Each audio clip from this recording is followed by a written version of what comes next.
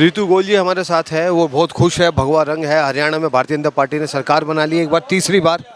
और आइए पूछते हैं कि हिंदू पर्व समारोह समिति में आकर उनको क्या महसूस होता है और रामलीला के प्रति वो क्या विचार देना चाहते हैं, देश की बेटियों के लिए क्या कहना चाहते हैं। रामलीला के लिए मैं क्या संदेश देना चाहती हूँ, मुझे ऐसा लगता है कि राम हैं तो हम हैं, क्योंकि जो आदर्श भगवान श्री राम के हैं, जो पूरे रामलीला के रामायण के हैं, उन आदर्शों पे अगर हम चलेंगे तभी समाज की, राष्ट्र की प्रगति होगी और सही मायने में हम आदर्श को स्थापित कर पाएंगे।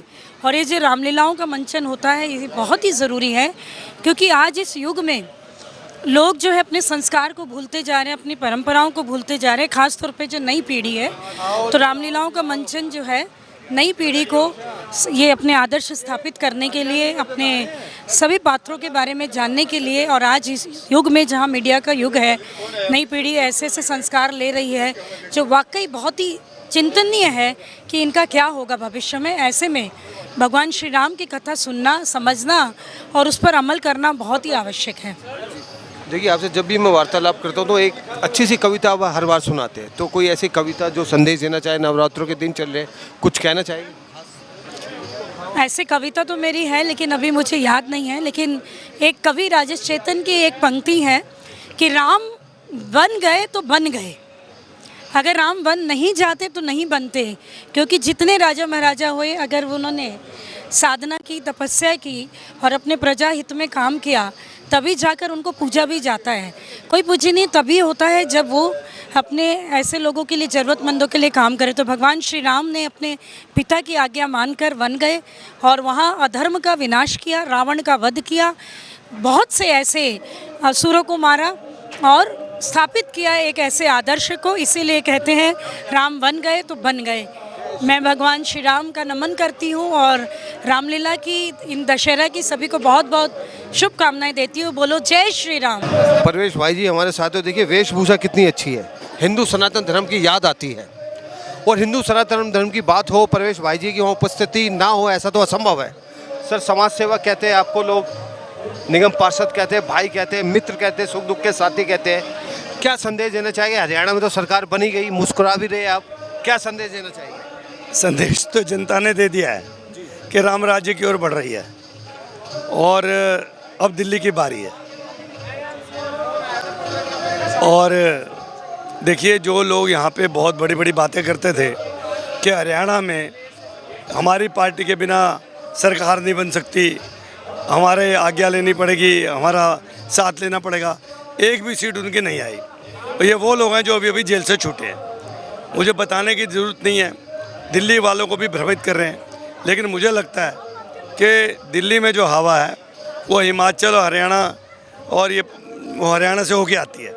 तो मुझे लगता है हरियाणा के बहुत से लोग दिल्ली में निवास करते हैं और मुझे लगता है इस बार दिल्ली में भारतीय जनता पार्टी निश्चित रूप से विजयी होगी और हमारा मुख्यमंत्री होगा।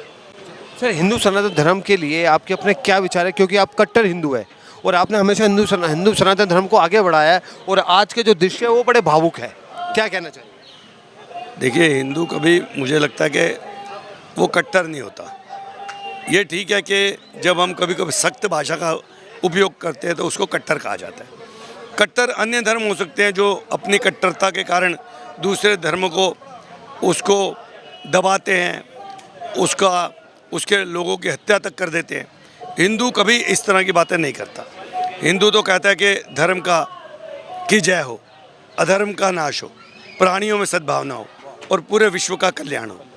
और ये नारा वो करता है और पूरे विश्व में उसको पता है कि सारे विश्व में हिंदू नहीं रहते, फिर भी वो विश्व का कल्याण चाहता है।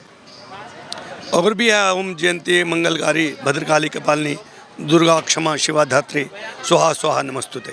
यानी कि हर एक का सुख, हर सर्वमंगल मांगल्ये शिवे सर्वार्थ साधिके, यानी कि सर्व मंगल की कामना की गई है। तो इसलिए हिंदू के बारे में कभी कट्टरता तो मैं नहीं समझता, लेकिन हिंदू एक आस्था है। और हिंदू जब सुबह नहा के स्नान करके ब्रह्म मुहूर्त में जब ओम का जब उच्चारण होता है तो मुझे लगता है पूरे विश्व में एक शांति का वातावरण, और हल्का घंटा ध्वनि जब होती है तो मुझे लगता है शंखनाद जब होती है तो शांति की स्थापना होती है और सद्भाव का आगमन हो। अमित बंसल जी हमारे साथ है। देखिए कितना अच्छा दृश्य है, बजरंगबली का अपार प्यार इनको मिल रहा है, उनका आशीर्वाद इनको मिल रहा है। और मंगलवार का दिन है, अमित जी आए हैं, मंगलवार का दिन है और आप देख रहे हैं कि पूरा जन सैलाब मिल रहा है, जनता उमड़ रही है इस रामलीला में।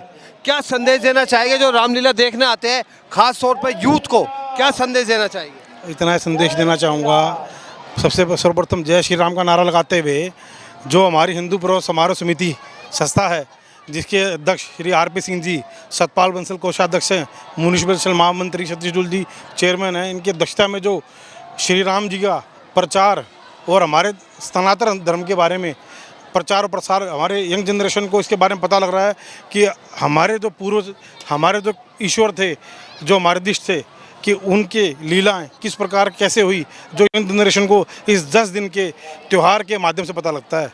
आप सहमत हैं सर इनकी बात से? बिल्कुल सहमत है। अमित भाई ने कहा भाई लीला देख के युवा कुछ तो हमारा जागेगा और ये जो चरित्र है राम जी का, लक्ष्मण जी का, ये अपने जीवन में लाएंगे और हमारे मतलब बच्चों का माँ बाप के प्रति प्यार बढ़ेगा।